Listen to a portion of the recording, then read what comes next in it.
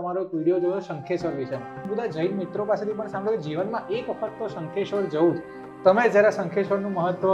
શંખેશ્વર પાર્શ્વનાથ ભગવાન શંખેશ્વરમાં હાઈવે ઉપર બનાવેલું પ્રેમસુરી મહારાજ સાહેબે 108 જિનાલય, એમાં તમે જ્યારે એ મંદિરમાં જાઓ છો ત્યારે બહુ જ મોટી પાર્શ્વનાથ દાદાની મૂર્તિ છે.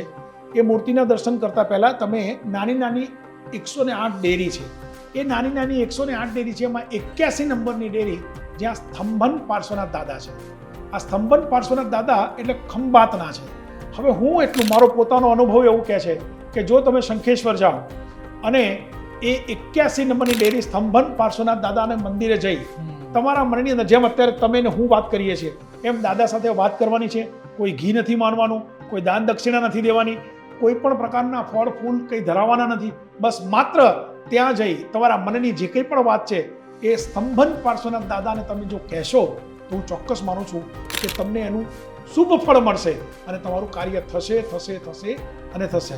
તમે સ્તંભન પાર્શ્વનાથ દાદાના મંદિરેથી થોડાક, એ ડેરીએથી થોડાક આગળ નીકળશો તો ત્યાં પદ્માવતી માતાનો ગોખ છે.